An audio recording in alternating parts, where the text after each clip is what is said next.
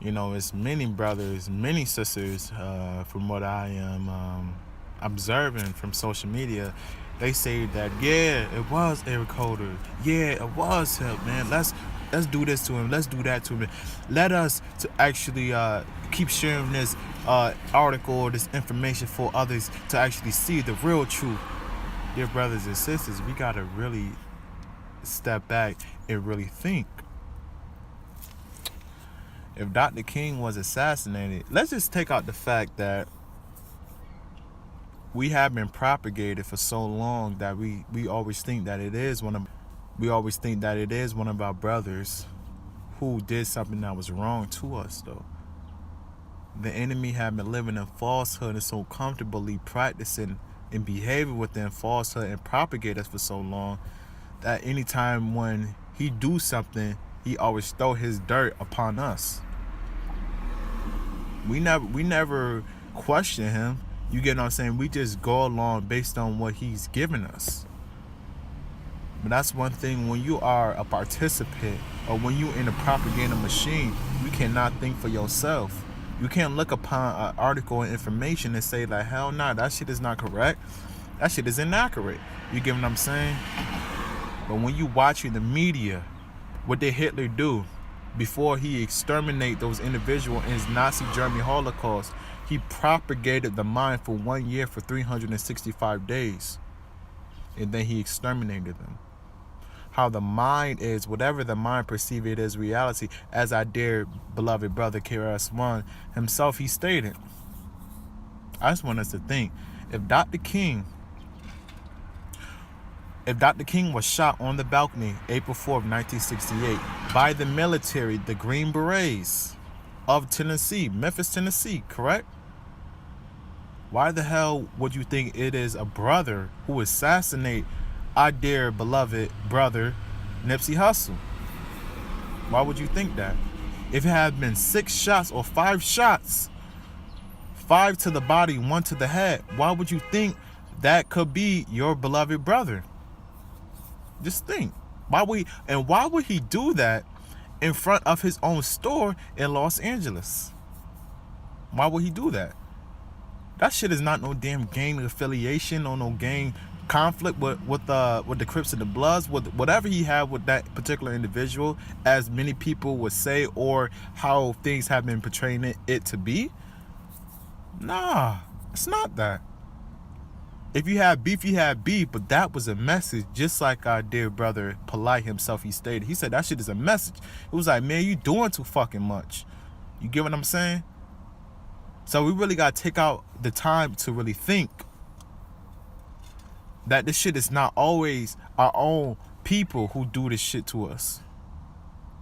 Just like it was William Francis Pepper himself, he proved that it was the government who assassinated Dr. King and not no James Earl Ray. You get what I'm saying? We really got to think. Let's not think about the shit that always have been propagated to our no logical brain. Let's actually think for ourselves. You get what I'm saying? And it's not a coincidence. It's not ironic of the year or the age of our dear brother Nipsey Hussle got assassinated at, because just like it was 33 years ago in 1985 when Dr. Sabry was in the court case, okay, when he had the cure for AIDS, right? He had the cure for AIDS 1985. Fast forward, now he died at age 33. Our dear beloved brother Nipsey Hussle. It's not a coincidence. This shit is a message for us. In fact, this is the white supremacy or white supremacists telling us, or the military telling us, that if you come close to actually spreading the falsehood which we faithfully practice it, we'll kill your ass. This shit is a message to us though. But what we need to do, we have to keep going on with the road. We gotta keep pushing this shit out though, man. We have to keep pushing all of this shit out. We can't have someone keep spreading this falsehood and making us a product of their falsehood, or making us a product of their military campaign, which is called propaganda overall, because that's what it is, you know. And I'm just an individual that I really think for myself. It's not a coincidence. It's really not a coincidence. But my thing is that we all going to die. correct. It has been stated in the Holy Bible that we all going to die. That is promised. Death is promised. But we must die behind the purpose. We must die behind the truth. But the Jamila T. Davis herself, she stated from the Breakfast Club in Brooklyn, New York. She said, you have to be afraid of a person who's not willing or who's not afraid of dying for the cause. We have to die behind this shit. In order for the next generation to be free, or for the next generation to be better than us, we have to die.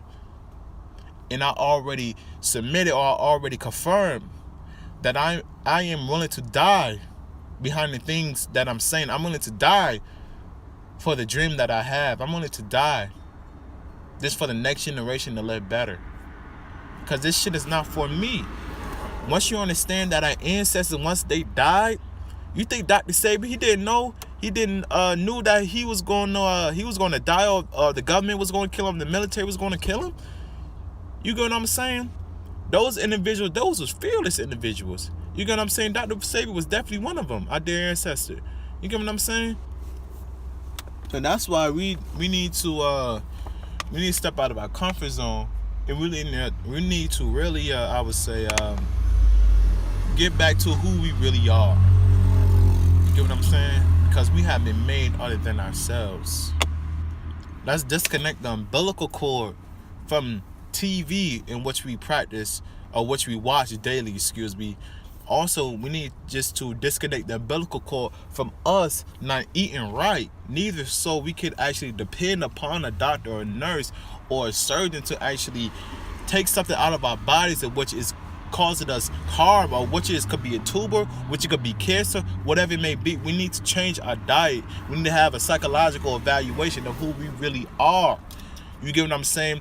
That's why we need to actually have meetings once a week, twice a week, or whatever it may be, for us to have a plan of how can we come together, how can we organize more masses so we actually could change our reality, how can we change the next generation reality, how can we be so effective that the next generation will honor and love us and build monuments and build statues of who we were in our execution. You get what I'm saying?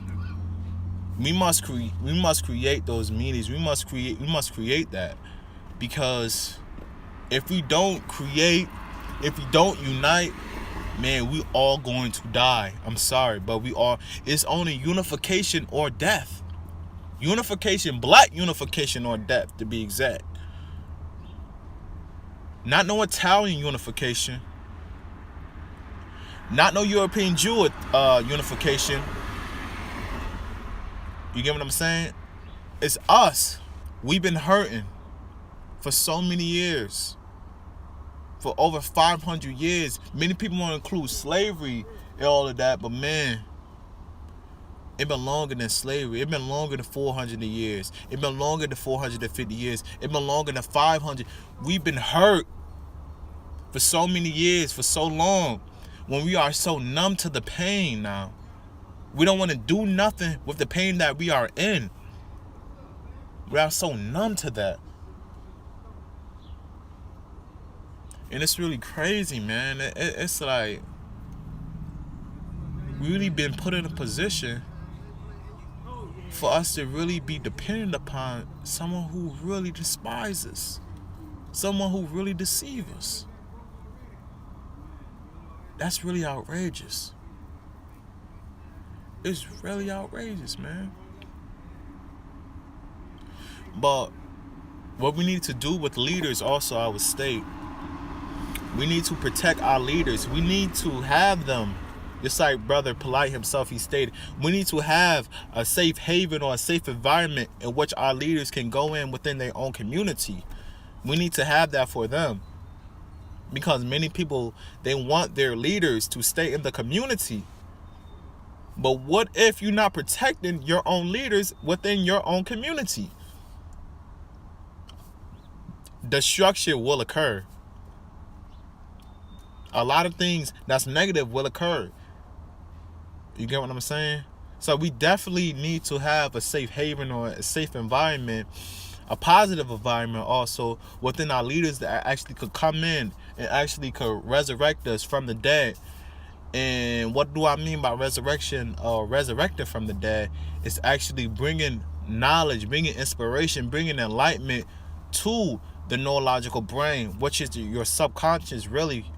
Because your subconscious is the most powerful aspect of your brain. Because just like Brother David Manesh himself, he stated, one of my good brothers for Baltimore, Maryland, he said that it is your conscious brain that sends notifications to your subconscious brain. Your subconscious brain is always active. That thing never goes to sleep. Your conscious brain, yes, that is sleep.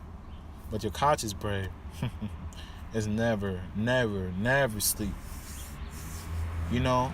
So we need to do that. The time is now. I don't want to hear we do that in 5 years. I don't want to hear we do that in 2 years. I don't want to hear we gonna do that. No, it is now. If we won't help ourselves, who will? God is not going to save us. Jesus is not going to save us. Muhammad is not going to save us. Yasu, he's not going to save us. Any other religious or holy name is not going to save. We have to save ourselves. We have to say, we've been waiting for a savior for quite some time now. We've been waiting for a savior. We can't be the 3rd generation or the 4th generation that still wait for a savior to change our living conditions when we could do that for ourselves. We don't need the European Jews. The European Jews need us. The European Jews get paid off our own ignorance and our unintelligence. They do. It's not about just about buying black. It's not about just buying black. Because there's many people who externally, they are black, they are African, but psychologically, they are white. And what did Dr. Umar Johnson himself, he stated, he said, for someone to have, or someone who's white psychologically and black externally, they are not African. They are a coon, or those are just a part of the European Jew race. I'm being completely honest with you, man. And it's like, it's not about the simple fact that brother Nipsey Hussle, he died.